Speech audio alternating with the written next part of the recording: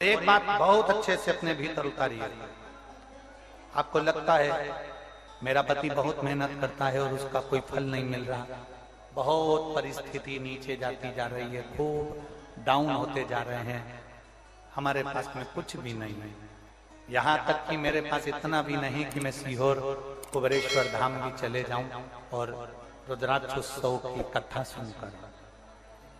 आपको लगता है ऐसा कि आपके पास में नहीं है इतना और मैं सीहोर तक भी नहीं जाता हूं, मेरे पास धन नहीं। जितने आस्था चैनल पर सुन रहे हो, जितने मोबाइल पर सुन रहे हो, जितने यहाँ पंडाल में सुन रहे हो, आपको लग रहा है मेरा ये काम नहीं हो रहा, मेरे पास में इतना नहीं है, मेरा बहुत व्यापार कर रहे हैं पर आ ही नहीं रहा, धन कहीं से नहीं आ रहा, बहुत टेंशन में जीवन चल रहा है। तब 7 बेलपत्र लेना है। कितनी बेलपत्र लेना है?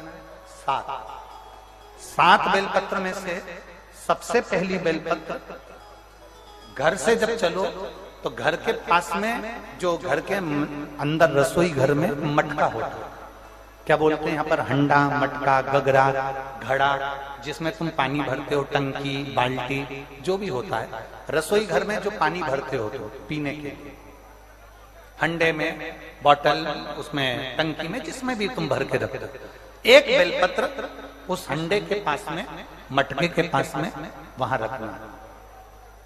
घर से उसी मटके में से पानी लेना है, उसी हंडे में से एक लोटा जल लेना है, उसको लेकर जाना है। एक बेलपत्र वहां रख दी, बची कितनी? 6 बेलपत्र में से चलते चलते एक बेलपत्र पानी लेकर जब जाओ तब एक बेलपत्र बेलपत्री के वृक्ष के नीचे बेलपत्र चढ़ा के उस पर जल चढ़ा देना। 6ठी बेलपत्र, जल को पूरा मत चढ़ाना, जल लेकर चढ़ाना। 5वें नंबर की बेलपत्र नंदीश्वर के पास में, जिस नंदी का पांव ऊपर की ओर हो, एक पांव नीचे दबा रहता है, एक पांव ऊपर वाले पांव के पास में एक बेलपत्र रख देना। 5वें नंबर की बेलपत्र वहां रख दीजिए। 4थे नंबर की बेलपत्र अशोक सुंदरी वाली जगह, हमने कई बार आपको अशोक सुंदरी का स्थान बताया।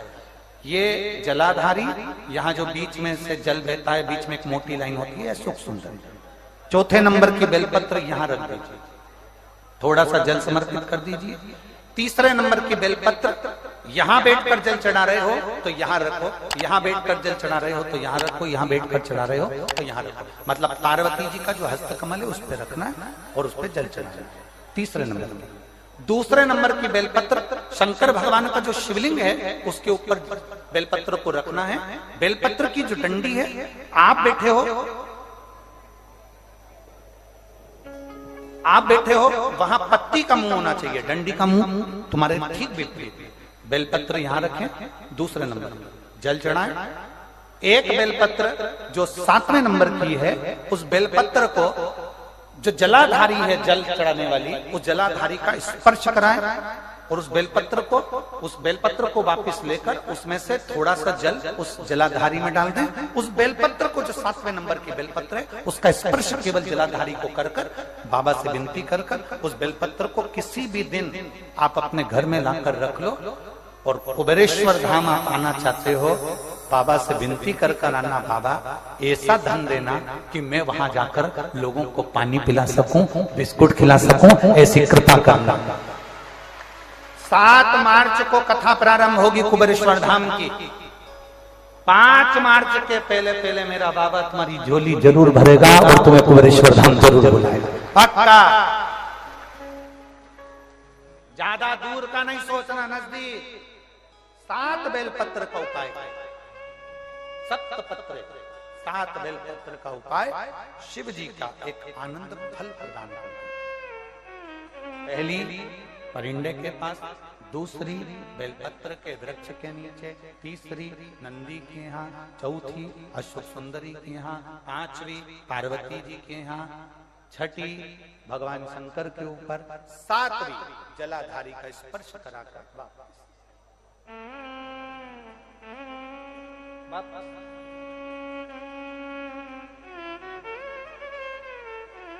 जल कितनी जगह चढ़ेगा? जल कितनी जगह चढ़ेगा? केवल 5 जगह पर। एक बेलपत्री के पेड़ के नीचे, दूसरा सुख सुंदरी की जगह, तीसरा पार्वती जी की जगह, चौथा शिवलिंग के ऊपर और पांचवा जो जलाधारी है ऊपर, उस 5 जगह पर एक ही लोटे में से थोड़ा थोड़ा जल वहां चढ़े। और बाबा से विनती करना है आपको, बाबा मेरा ये दुख है आप मिटा दें, बाबा मेरा ये कष्ट है समाप्त करना, बाबा मुझे सीहोर पहुंचना है, कुबेरेश्वर धाम जाना है, रुद्राक्ष उत्सव में लोगों को भंडारा खिलाना है, बाबा इतनी झोली भरना मेरे दाता, मैं स्वस्थ होकर कुबेरेश्वर धाम की धरा पर पहुंच सकूं। ऐसी कृपा उससे विनती करो, विनय करो, निवेदन उससे प्रार्थना करो, झोली पसार कर प्रणाम करोगे वो देखा खाली नहीं छोड़े। शिव कथा बहुत तकलीफ है और नहीं हो रहा काम, बहुत दिनों से लगे हो नहीं हो रहा, हरा मूंग ले जाओ, मूंग के दाने तो रहते हैं घर में, केवल 31 मूंग के दाने लेकर जाइए, 31 चावल के दाने लेकर जाइए और 31 ही बेलपत्र लेकर जाइए। जिस दिन सोमवार की अष्टमी हो, कौन से दिन? सोमवार की अष्टमी हो, उस दिन शंकर जी के मंदिर में जाओ, 3 चीज लेकर जाओ, मूंग के दाने, चावल, बेलपत्र। चावल जो 31 लेकर गए हो अपनी कामना कर कर शंकर जी की देहली पर रख दो, चौखट पर कहीं पर भी एकांत में उसको रख दिया जाए। मूंग के जो दाने लेकर गए हो 31, वो नंदी के पास में, जो नंदी का पांव ऊंचा रहता है उस पांव के पास रख दीजिए। और जो 31 बेलपत्र लेकर गए हो वो 31 बेलपत्र अशोक सुंदरी वाली जो जगह है, आपको पहले बताया है कथा में, अशोक सुंदरी जी का स्थान